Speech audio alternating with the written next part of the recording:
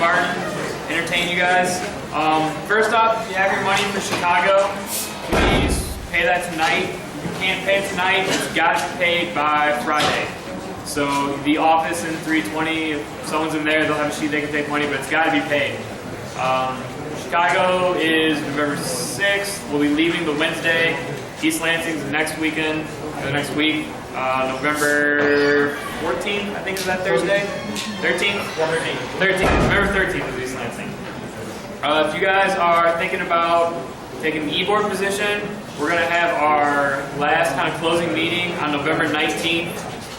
November 19th meeting, we'll be going over some things we'll be doing next semester for Terp 10 preparation, trips like that, and we'll be voting for next year's e-board. We'll definitely come to that.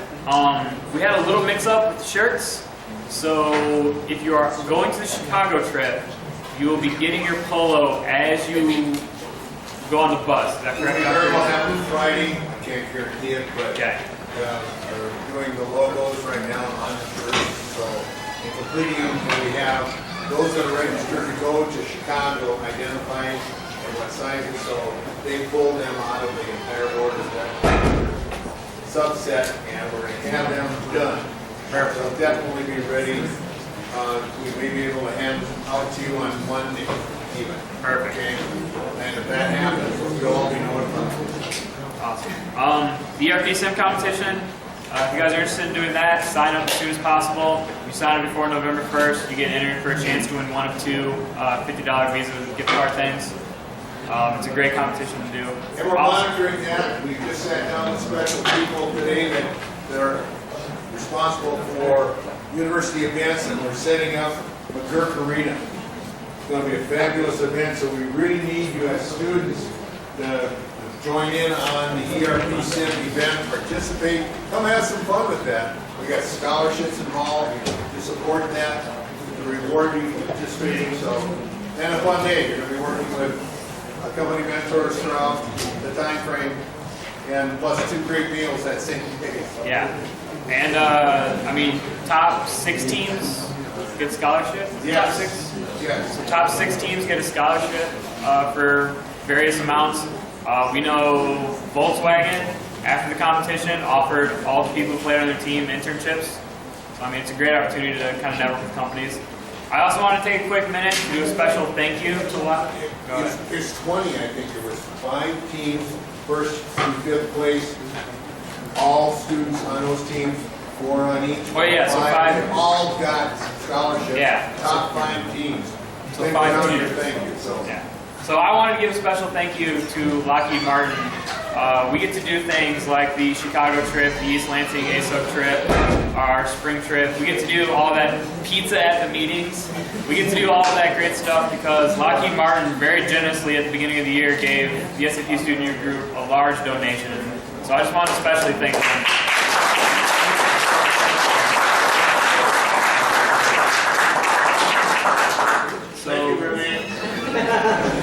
So I will not take up any more of your time. I'm going to set this to a laptop and I'm going to let Lockheed Martin do the thing.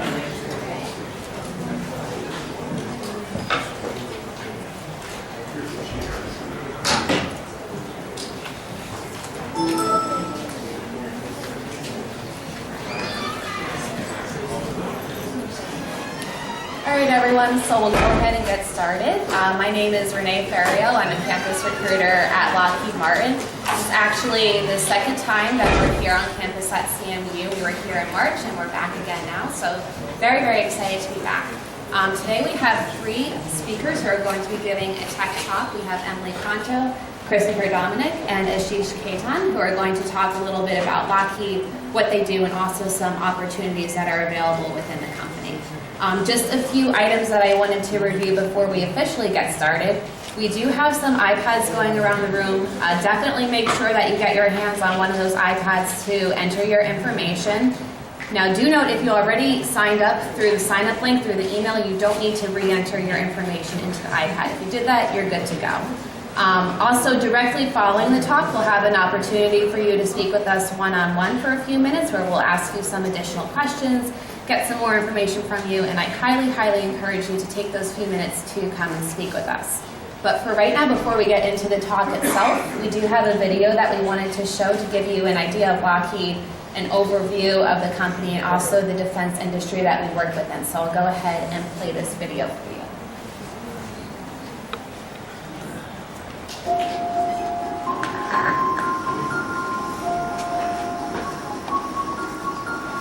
Technology that enables cars to drive themselves.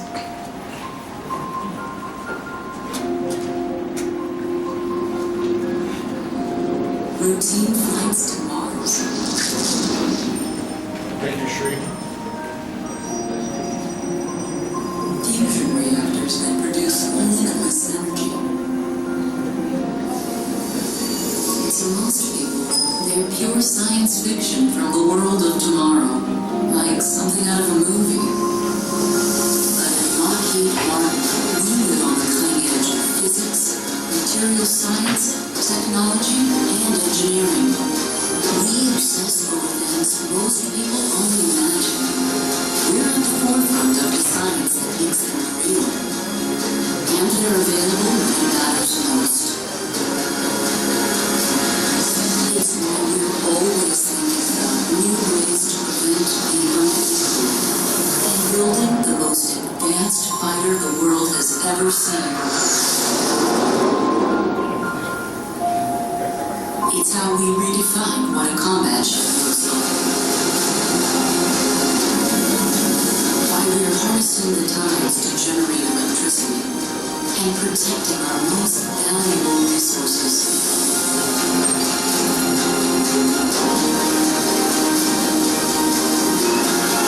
And while we don't know what's going to change the world next, we're probably already working on it.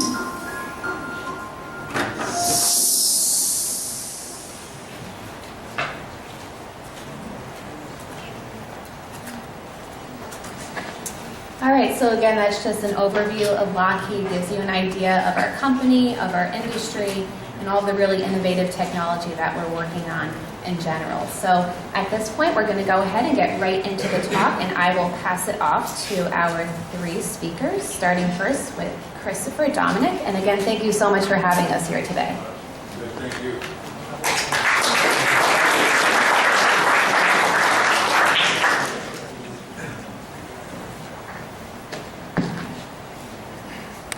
Good evening. I am very excited to be here. I really am. I have been in Lockheed Martin, started as a summer intern back in '93, believe it or not. So I've been at Lockheed for a long time, and I want to go through my career with you at Lockheed, most of which has been doing SAP implementations, but also go through some of the projects that I've worked on during that time. So I started right out of college onto our rotational program, which you're going to hear about a little bit later, called our Operations Leadership Development Program. I have a manufacturing engineering degree from Boston University, so I specialized in making processes better, in the engineering field.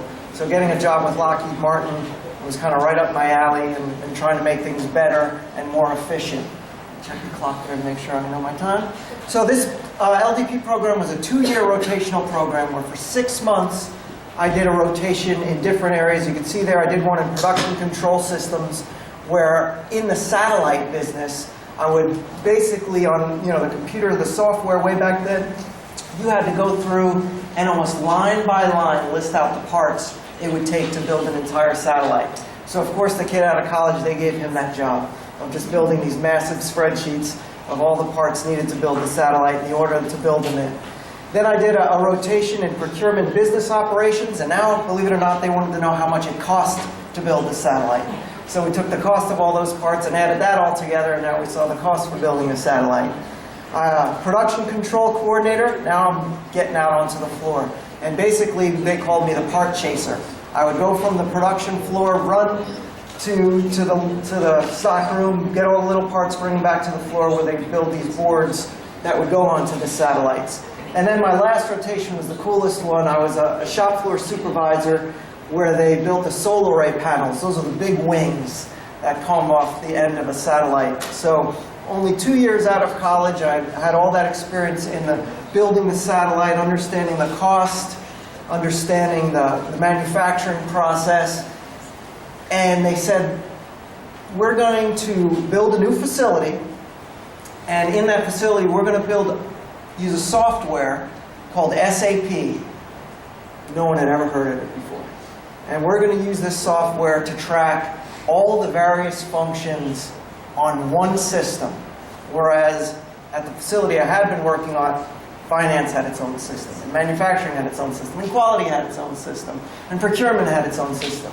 Well, we were going to put it all together on this system called SAP. So as it's listed there, 17 years implementing and supporting complex enterprise SAP systems, all within Lockheed Martin. So in our commercial space systems business, it was one of the very first SAP implementations at Lockheed Martin. I got so much training, it was excellent. They sent us to Newtown Square, Pennsylvania, where I got trained in a bunch of different modules. And then when they figured out all of the functionality that we were going to implement, there was one area left. They said, you know what, let's add on time and attendance. Keeping track of people, recording their time of what they're working on, and have that map against the different things that are being built. And so all the costs would move for the parts that might move from one program to a different program. We need someone to head that up. Chris, why don't you try that? No one else had any SAP experience at that time either, so people could have been in the company a long time, or like me, just 2 years out of college, and I had this awesome opportunity. Did all the configuration of the system, wrote all the functional specifications and the requirements for this area, time and attendance, HR. Actually, at that time, we also were tracking qualifications and certifications, and I got to configure the system, work with the developers, and actually test the system, and then write the training material, and then go out and train about 1,000 people at the facility that were using the time and attendance portion and the HR portion. So I really got to see every part of this program from when it was just an idea to making it a reality. After that, we were live for a couple years, and they gave me an awesome opportunity to actually become the manager of that system. I had a team of about 8 people. Each person was in charge of 1 or 2 modules, and it was mostly break fix or system enhancements or just going out and helping the users on the floor. This was one business, commercial space systems, and my first year on that job, all of Space Systems Company decided to look at this software that we had put together to use across the business. And I had the opportunity with my team to pitch the system to our Space Systems Company business, and they loved it. And spent the next 4 years implementing the system across our Sunnyvale, California facility, across our Fleet Ballistic Missile business, which is on several different locations, and then our Denver operations. And I'll talk about those projects in a little more detail after I kind of get through my story here. From that project, after we were implemented across Space Systems Company, our corporate area said they were going to put in SAP for procurement across all of our businesses. So we put a massive procure-to-pay project together where SAP was going to be implemented across every business area at Lockheed Martin. And so I was on the functional side, the management side. Now I had an opportunity to be on the technical side. So I had a team of developers, and we were in charge of building the interfaces and conversions from all their legacy systems at all the sites, from their finance systems, from their MRP and manufacturing systems to this procurement system. So we built over 75 interfaces, several waves, several years of implementing at all the various facilities. And I stayed on through about 4 waves of implementations. That was my first virtual job. For the other jobs, I was on site, worked with people. Now this job, since it was corporate, there were developers all over the company. So I actually ended up working from home. So I built an office in my basement there, and for those 4 years I worked from home. Flew to Orlando, flew to various sites when we had the face-to-face meetings, but as you all know probably now, the virtual world is so much easier to work in with teleconferences and VTCs, video conferences and things of that nature. That really wasn't a problem at all. So from that implementation, I missed the training aspect and being with people and working with them one-on-one. There was an opportunity on another program. I hadn't done change management and training yet. So I applied for that position, was fortunate enough to get that position as well. And in this position, I had to focus on change management. When you're putting in a new system like this, where the systems, all the various parts of it talk, you know, the quality people who had built all those special features to make the quality portion of the system work just right, just for them. Well, now they had to play nice with manufacturing, or with finance even, and getting them to understand, okay, you may lose some functionality, it's true, in this area of the business, but overall, we will benefit as a business as the systems talk to each other and you gain the efficiencies of having that. And working that out with the business, finding out what people did in their jobs, identifying what security and authorizations they would need to get on the system, and mapping that all out. And then obviously, once we understood their authorizations, what training they would then need. What kind of big stick did you have? What's that? Did you have a big stick supporting it? Somewhat, yeah, probably up to our Upper management definitely wanted to see this employed. Yes, yes, it really had to come up from the upper management. Once they started to question things, or if they ever did, everyone else around them, you know, would obviously rally along that. But we had very supportive management that made it clear. If they started to complain to me, I didn't even have to say anything. They would usually jump in and say, this is what we're doing, this is what's best for the business to become more efficient. And I had their full support. So it was great. Yeah. And lastly, the job I'm in now. We developed, about exactly a year ago, Lockheed Martin reorganized, and we have now we have an SAP Center of Excellence. Being that SAP is implemented all across the business, we felt it was good to centralize so we could move developers from various programs. We know who the different players are. We can partner with them. A lot of interfaces around the business. So in this role, I have 17 developers who work for me directly. Again, all over. I'm based out of New Jersey, but I have developers who are up in Owego, New York. I have one in Louisiana. I have some in North Jersey. I had one down in Orlando, one in Georgia. So my developers are all over the place, really just to implement this system for our MST, which is our Mission Systems and Training business. And this is an operations system there. So I've had a very enjoyable career in SAP in Lockheed Martin. So in the couple of minutes I have left, I'm just going to take you through those projects real quickly. Obviously, space is really cool. So the first facility I go into where they're building the satellites, you can see there, it's our A2100 satellite, which is our commercial satellite. So those panels that are along the side, that's what I was a supervisor of building those. But you can see our implementation from '96 to when we rolled out to our Denver operations, almost 9 years of rolling it across the various businesses there. Denver operations is where we're building our Orion spacecraft, and that's going to be the spacecraft that replaces the shuttle. And this spacecraft will be able to take astronauts to Mars.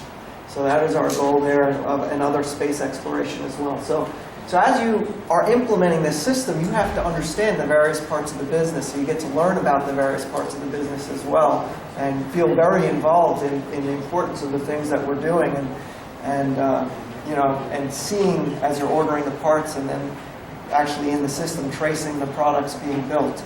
You begin to learn about them as well, and you get a good overview of the business, which helps in management as well, if that's your desire someday. The Procure to Pay project, you can see here some of our business areas that have changed names, but along the top, you can see all our various business areas had some form of SAP already. Our space business, our Aero business, ESBO, which is our electronic systems, which is now Mission Systems and Training, IS&GS, Integrated Solution Systems and Global Services. Yes, that name changed too. And Enterprise Ops Operations, that's actually the organization I work for now, our EBS. And you can see the Procure to Pay system across the middle there. Obviously a firewall. We've built a portal as well, so now our suppliers could go right in from their sites using the web and place their orders and work with us in that way, our vendors, or the other way around, our vendors and suppliers. We can work with them online as well. And the current project I'm on, and with this I will wrap up, This was a common operations system implementation. Our mission systems and training business area has had about 9 or 10 locations, all on unique systems.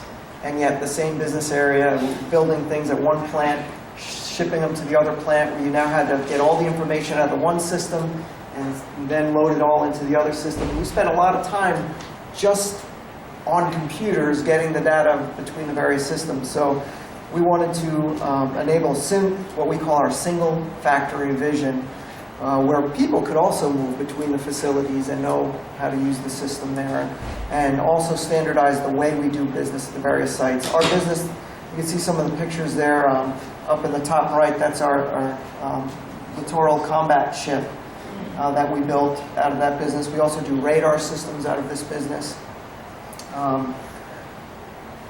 But this was an opportunity where we looked at one of the smaller facilities up in Owego, New York, that had a full scale, much like when I was in commercial space systems. Actually, they had visited us when I was in commercial space and looked at our system. This system had operations and manufacturing and finance and quality, and we took that system and much like I did in space, we rolled it out to the other facilities.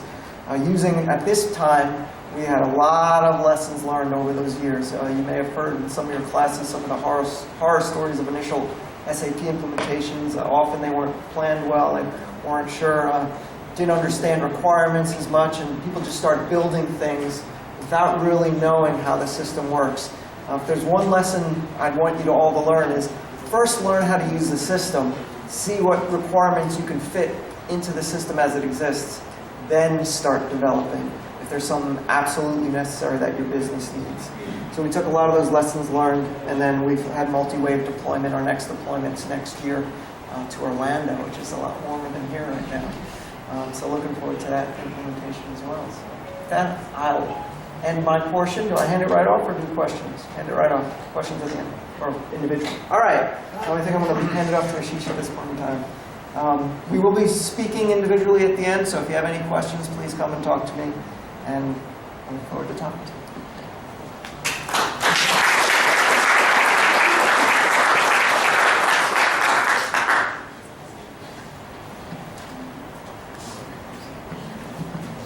Hey Chris, that was great. I don't think I can top that one now. I'm Ashish Kedan, and I'm going to tell my journey towards Lockheed Martin and my SAP experience. So with Lockheed Martin, I started Lockheed Martin in 2007 with a project called P2P, Procure to Pay. I think Chris mentioned that at the end of his slide, one of the slides. So basically it is like, you buy something and you pay the vendor. So the entire cycle. It's simple to say that, but if you want a reality, it's from everything, from a pencil to if you want to buy a rocket launcher, or maybe you want to buy an entire satellite. So if Lockheed Martin wants to buy a pencil, an eraser, or a satellite, they have to come through our system in one way or the other form. And if the vendors who supplied that have to get paid, they have to come through our system, or they get paid through our system. And with Procure to Pay, the payment part especially is very important because that controls any free flow payment. Like nobody can pay in Lockheed Martin to any vendor or anybody without a justification. So that kind of controls a lot of cost because people have credit cards and they just swipe credit cards and they forget what they paid for. It's just not accounted for. So Procure to Pay was kind of a very important project I think Lockheed Martin took over, and it's across all the Lockheed Martin businesses. So I worked for that company for that project since 2007, and you guys must be taking some courses with SAP, so you might be working on some different modules like procurement, sales and distribution, payment, AP, or you might be technical and you might be developing something, you might be learning how to develop something. Now, whenever you learn, if you're a technical person, if you're learning ABAP, you always develop ABAP for some particular module. So, your skills might be technical, but you still need that functional knowledge. And even if you're functional knowledge, actually SAP, when they started their vision was that they would have this functionality, and the functional people will learn how to code and modify the existing code to fit the requirement of the clients or their team. So it was kind of like a mixed, software that the software engineer would learn how to do the process, and the process people will learn how to make modifications to the program. Now, having said that, it's not that easy. Technical people, they have their own careers. The people who are programming, they have their own careers, and the people who are doing businesses, they do their businesses. So it wasn't, kind of clear cut that okay, this guy can do both. They can do both, but once you become into the project, or once you start developing your career into it, you develop yourself as either a functional person. You can stay as a functional person, or configuration or something, or you can become a technical person and stay as a technical person and keep growing. As your company grows, you grow. So both of the careers are good enough. Like, I'm a big example. I started my career, I was a software engineer. I started a career as a software engineer. I always wanted to just code. I couldn't imagine that I don't want to, what will happen 10 years down the line. I'll be still coding. I'm still coding. 21 years down the line, I'm still coding. I'm loving it. So, just to give a hope. I'm not a model person, but yeah, you can make a career out of it. Yep, that's what I was saying. 21 years of SAP software development. I started SAP when SAP was a mainframe. Mainframe, I don't know if you guys know, it's the system without mouse. And no beautiful screens. And then SAP came up with R3 in around 93, 94, where I introduced mouse into the MRP softwares. They have invested a lot of money and a lot of their effort in designing the business solution for entire industry, any industry in the world. So they have done so much research that it's a costly package. It's not something you can buy with your credit card. SAP is like a really costly package or something, and it takes months, sometimes years, to implement entirely onto your organization. So it's a very elaborate software. And I think you guys kind of get a hint of it. But imagine that you buy any iPad application, or you buy any software like Microsoft Word or something. It takes you 10 minutes to install it. You pay $100, $200, $300. It takes you just few minutes to install it. Then how come SAP? What is the software which takes 1 year to install, and it takes almost 100 people get involved in it, and so it's very hard to understand. But it is out there. People are making career in there. People are living their life. So it is something. It is because it has its value. Those people who develop those, they have a vision. They had a vision that we can develop something which will be so generic to the entire industry that and in the configuration wise, we can configure to any system. Like, I work with clients who make papers. Actually, if I give you an example, I have worked with a client who actually sell dirt. They had a product called Dirt in Bag, and the same company used to make bricks for NASA to send it to moon or send it to space or something. Like, so basically, they had two products: sand in a bag and a brick for NASA. So, both products are coming out of the same MRP system, same configuration, in the same thing. So material management module, you might have done some configuration, or you might take some courses in there. Sales distribution is your, buying some product, getting into the field and getting the sales orders. Payments. SRM and SUS are kind of a newer model because there are a lot of new companies where they had supplier relationship and those fancy websites or web-based applications. So SAP got into that with the SRM and SUS. Before that, SAP was like this software which used to sit on your machine, on your PC, and you cannot log in through internet. You have to have this heavy SAP GUI. I don't know if you guys, who is taking SAP, you might have that GUI installed on your PCs, I guess. So now SAP is moving away from that because there was kind of a limitation, because you either have to buy that or your company has to provide you that. They moved on to the web-based thing. And now they're getting into mobile, but that's a different topic. They're not there yet, but they're trying to get into mobile because everybody says, I paid $500 million and I can't even get an app in my iPad. Yeah, that's a big marketing thing that SAP had to face lately, that we don't have user experience. They call it user experience. They're really hard working on those now, and now they're as a whole, SAP is going to get back into the business of user experience. My specialty skill is about the build pros, and now, like I was saying, now SAP is moving into UI5 and Fury. I want to say something about the HANA. Like, that's not part of this thing, but I'm just impressed with this new technology which SAP built.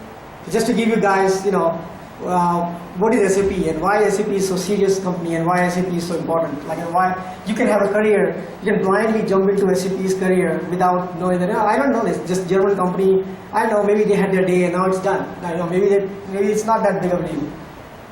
Like databases. So you have Oracle database which sits on a disk. And they make a lot of $1 million. Their CEO is billionaire. So it's a database. SAP sits on the top of the database. Now, the problem with SAP was that there was another problem with SAP. If I want to run a report, like what's my sales figures, or how many products I sold in last 1 month, or any kind of report, it takes few minutes or months, hours. In some cases, it takes a few days to consolidate data and report it. And if you go to Google, and if you search anything, any wild thing, and the result comes back from top anywhere in the world, like in 5 seconds.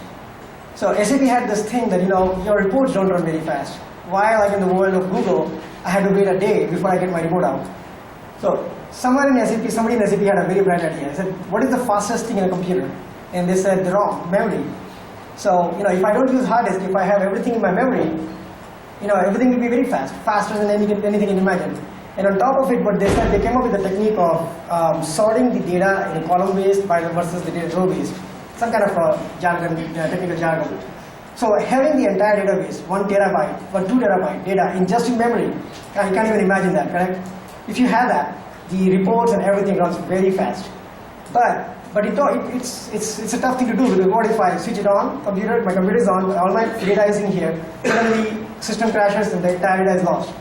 So they had to build some kind of mechanism, like it's $1 billion thing. So they make a mechanism that there is a recovery faster, there is always a backup. So they came up with a solution, and now this is going to be the new thing in the world. Like in the industry of ERP packages or any actually. I just learned that you guys watch NFL, correct? So Sunday afternoon at 12:55, fantasy football. It's got a maximum clicks. Like everybody goes into there to check their statuses or trade or see their thing. It's the biggest hit, biggest spike of user activity on NFL. NFL is actually using HANA now to process all that data. And NFL is so impressed. They said our response time, their system says their response time has never been that fast. So even though NFL, you guys who are in SAP, how come NFL, which part of module NFL is using for SAP? Like SAP does not have a football package or a sports package, but they just use the HANA part of it.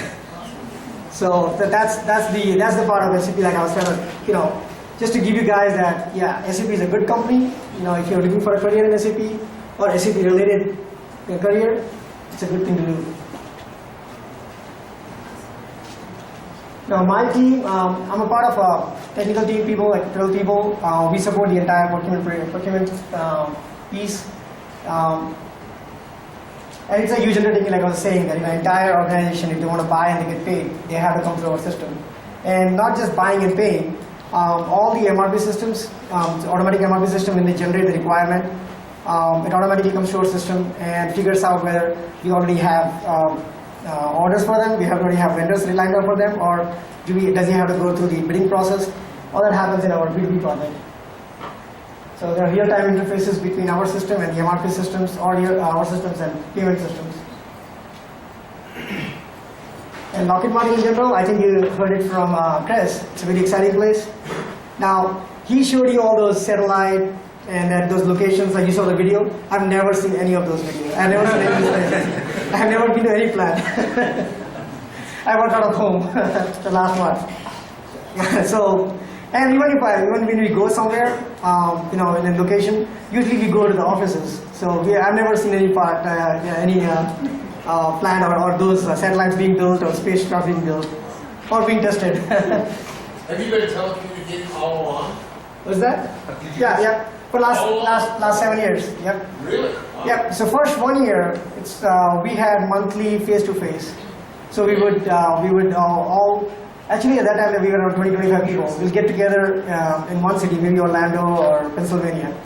But after 1 year, they realized that you just go there and drink beer. You don't do anything. So keep them home. Yeah, so it's a good experience. Like I was a guy who would, when I used to go to office, at 11:55, I'll get up from my chair and get to everybody and say, hey, let's go for lunch, let's go for lunch. What do you want to, I'll be this lunch guy who will gather everybody for lunch. For the last 8 years, I can't even convince my wife to go to lunch. So, Lockheed Martin signed in your front lawn? no, but that's another funny story. Every time I go to the lawn when I'm moving my lawn around afternoon, like noon, I get this feeling there's always some plane hovering around me. So I'm thinking maybe my manager is watching me. Then what am I doing? So I literally want to say, hey, Dad, I'll be back. Or some satellite must be watching me. I have this feeling. So do they watch? Just don't get me in trouble. All right, so that was great. And with one-to-one, you can ask me questions about like my career and in general SAP. Because not just in Lockheed Martin, I've been doing SAP with many other clients, solving problems for them. And what's the difference? I can also answer questions, even though I've been doing just technical work. I can answer any functional questions or. Awesome. Yeah. Right. Right? Thank you. Thank you.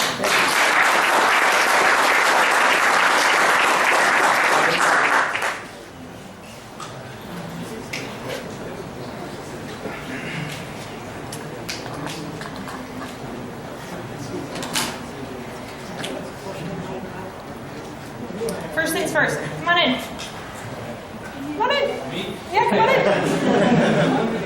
Huh? Anywhere you want to sit. Can you guys move in a little bit to get some seats for these people? Now, come on in. There's seats right down here.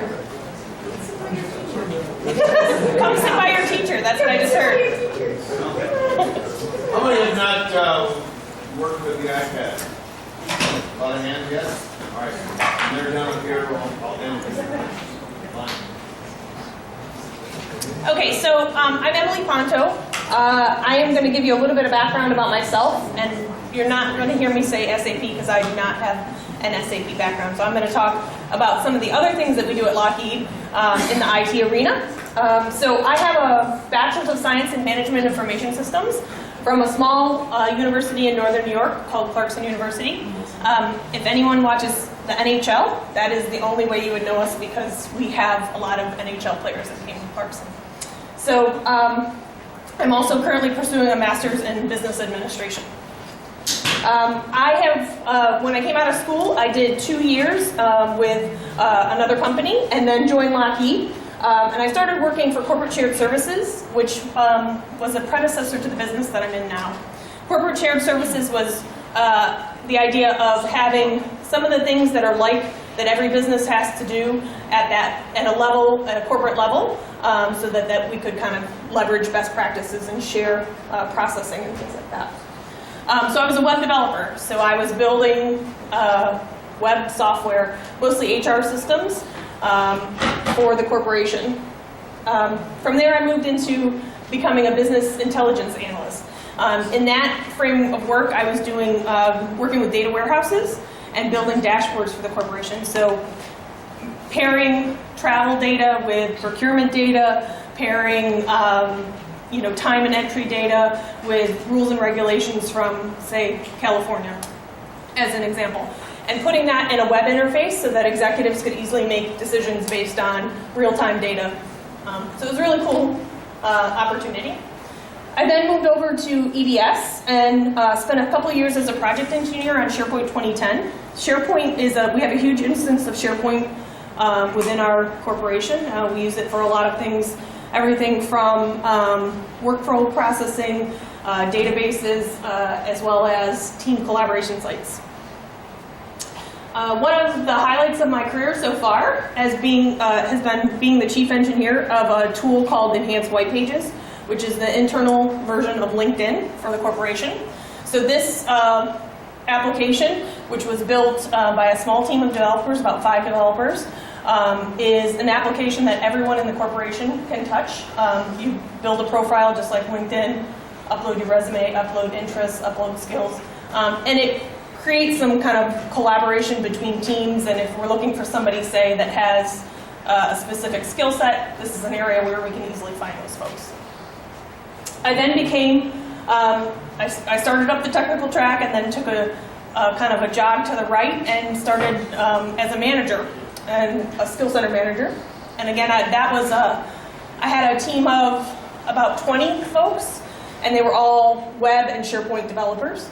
And so I was helping them with their career, but also helping them find work and make sure that they were getting exciting opportunities.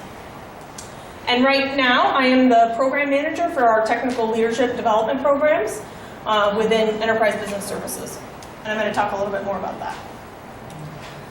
So we have our entry-level program is called the Engineering Leadership Development Program.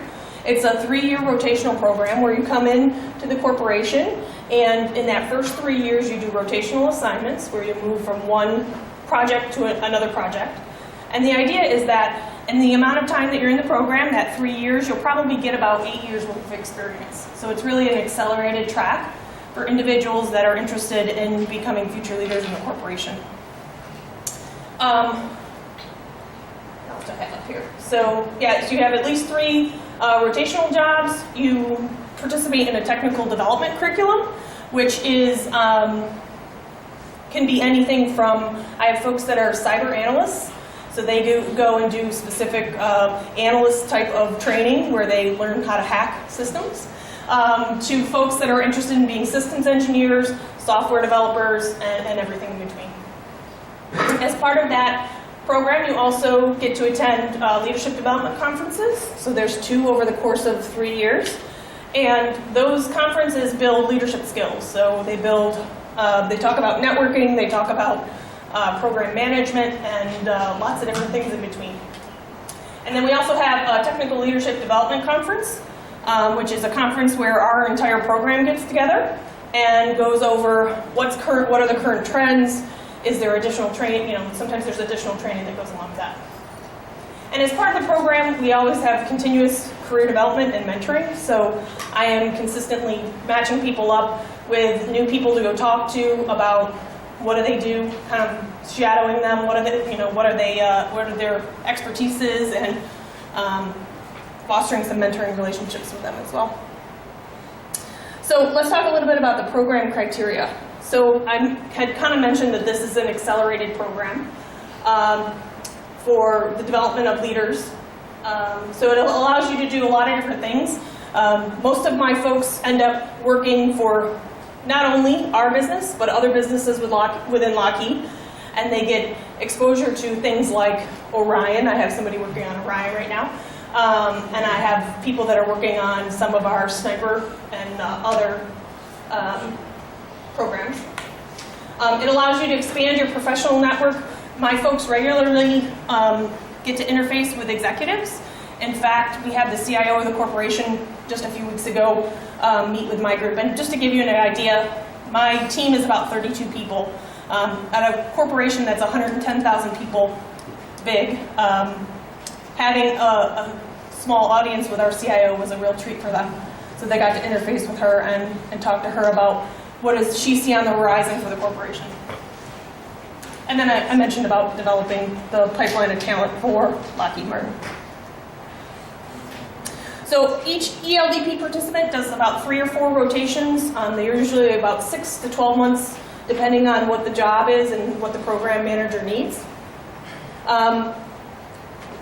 The rotational experiences enable you to get into a team, kind of learn about the team, make some, a quick impact. You have to learn how to be quick on your feet and assimilate to teams really quickly. And then, we talk about the lessons learned from those folks. So they will bring back to our other team members, what they've learned there and share that expertise. So I mentioned executive level exposure. Right now I have 3 of my folks that are actually technical assistants to directors or vice presidents. So they, as a technical assistant, you go and basically attend all the same meetings that the executive attends. You are, the person that is seen as a technical expert, and you consult and help them prepare for their meetings.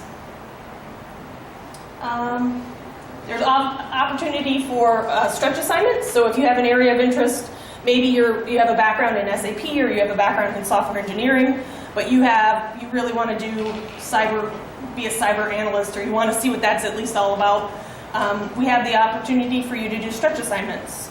So that would be 5 to 10 hours of your time per week where you go and basically work on a completely different project in order to learn and kind of get some additional information about it. And then we don't require advanced degrees as part of our program, but they're highly encouraged. So I would say probably 90 to 95% of my folks are pursuing a master's degree while they're in this program. So the eligibility criteria is it's an entry-level program, so it's for folks that are coming right out of school, but we also have some folks that have been with the corporation less than 3 years. They usually possess a bachelor's degree in a technical field, so MIS, CIS, CS, electrical engineering, and computer engineering. Those are some of the kind of examples. You have to have some kind of demonstrated technical and leadership skills, a strong desire for a technical career, and the willingness to dedicate the time to the program. So it's not a program where you can come in and do your 40 hours and leave. A lot of my folks end up on their own, because they want to, on their own prompting, doing extra assignments in order to get networking and do some of those stretch assignments as well. So this is what the program kind of looks like. We usually onboard folks in the summertime, and you go to the red boxes are conferences, so you go to one conference every year, and then throughout the rest of the time you're doing your rotation and stretch assignments as well as your technical development curriculum. The capstone project is kind of like a thesis, so it is a project that is with your class, your cohort of folks that come in all at the same time, and that capstone project is really solving a problem in the business. So you're given a challenge, you're given some time and resources to fix that, and then at the end of that you actually brief that out to our vice president. And a lot of those things get implemented immediately because they're usually things that we've been either trying to solve or they're high on our priority list and we haven't had the time to focus on them. And then they graduate in the summer of the 3rd year. This is a little bit about the leadership development conferences that I mentioned. There's 2 over the 3-year program, and so they're usually held in August and June. The first one's in August, the second one's in June. This is an opportunity for you as an ELDP to interface with LDPs from across the whole corporation. So this is approximately 250 or 300 people come together at our training center, and they spend a week together. And you can see kind of the topics that are covered in each year. It's a great networking opportunity, and it's a very unique experience. We do, for anyone that is interested in cybersecurity or information assurance, we do have a specific track for those programs. And basically, it's the same program, except you sign up to do all of your requirements will be cybersecurity focused. So you'll do IA rotations, you'll have an information assurance mentoring relationship, you'll help us recruit other people, and your capstone project is in information assurance as well.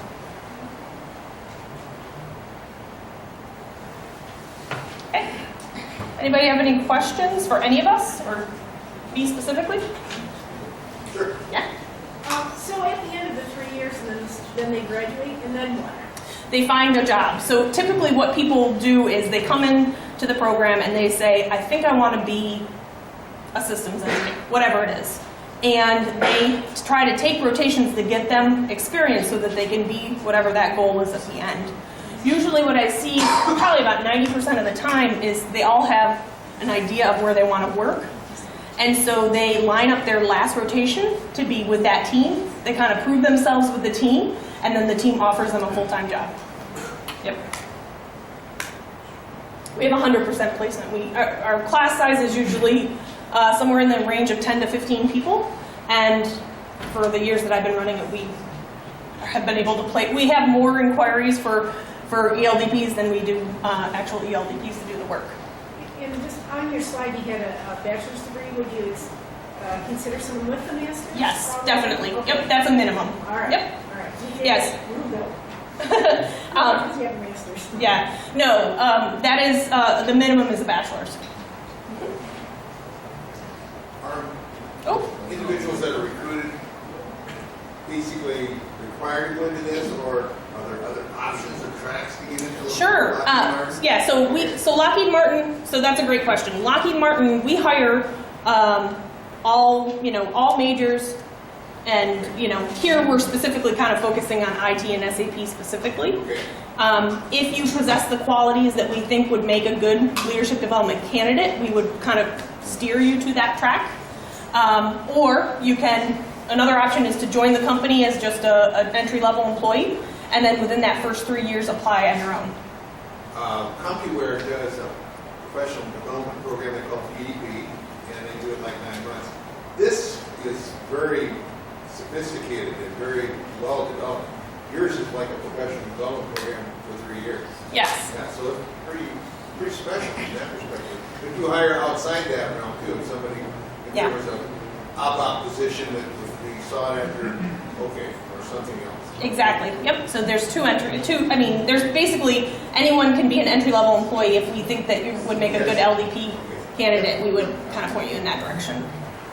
There was a question somewhere over here in the back. Yep. You answered my question. Oh, perfect. Okay. Are you recruiting for positions across the United States, or in like a specific area? Yep. So we have first of all we're 15,000 people, something like that. Yes. 115,000 people. So the website says. Yeah. And we have locations all over the United States. The business that we're coming from today is pretty much a virtual organization.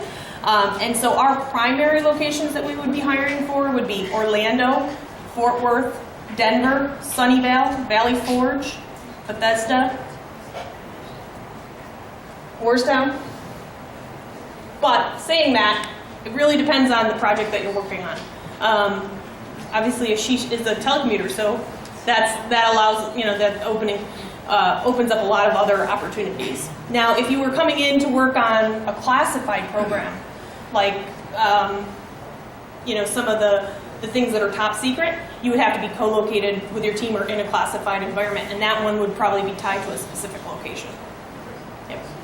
Speaking of classified stuff, does every new employee have to go through and get clearance right away, or is it based on project? It's based on your project. I don't have a clearance, just to give you an idea. Yeah. Yep. It is really based on your specialty and where you're going. Where are like the different locations for internships? Are they like as wide based on jobs, or is it? Exact. Yes. So the ones that I listed would be the ones where we would bring in interns. We try to bring in interns into locations where we have a lot of employees, because we feel like that gives you, as an intern, it gives you a lot of exposure to different projects and different teams. So I can repeat them again if you want. No. Valley Forge, DC, Orlando, Fort Worth, Sunnyvale, Denver. Yeah. Nobody's going to ask. Okay. So from a student perspective, so we have a wide and varied background and that kind of stuff here. A couple of questions around GPA, and then do you sponsor international Sure. hiring?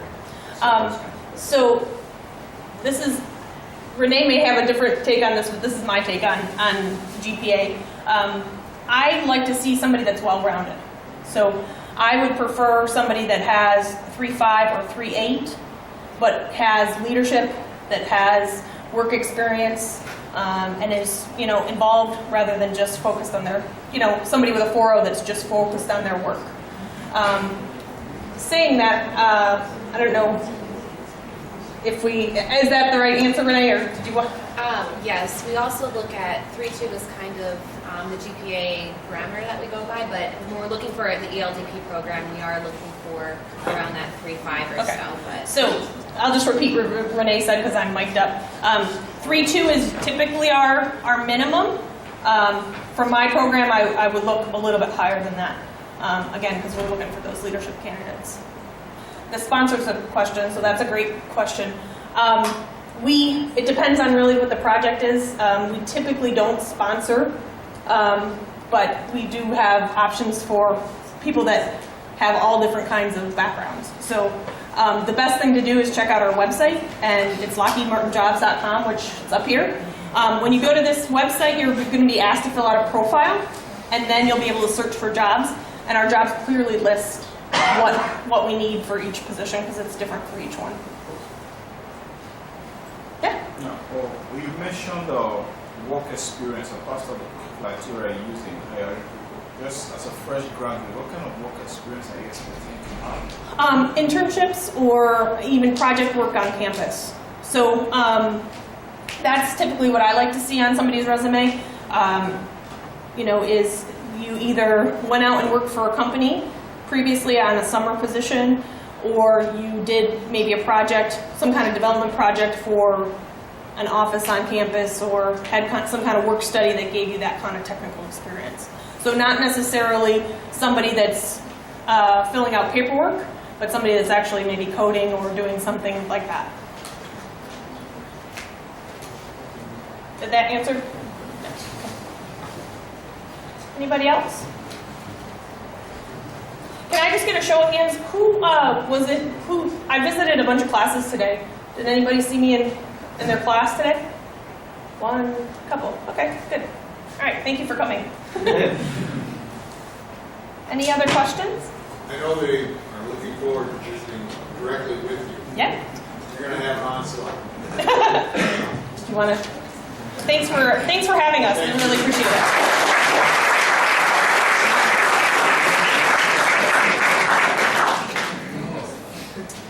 All right, everyone, so to just wrap up everything for today, just wanted to again point out, and you can't miss it because there's an arrow here, but this is our career website. You definitely want to make sure that you apply. So even if we get your information through the iPad, even if you apply to the school's website, you want to make sure that you apply to our website as well. And we do checklists very, very frequently, so I would say just apply as soon as you can. At this time, we are now going to do those one-on-one interactions, so we can probably form 2 lines here down the aisles. So let me ask, can you apply for like 2, 3, 4, 5 positions? Yes, there is no limit on what you apply to, so you can go ahead and apply to whatever positions are of interest to you. But yes, we'll go ahead and form those lines for the discussions. Again, I encourage you to take the time to come and speak with us. A big thank you to our speakers and a big thank you to you for having us here today. Thank you.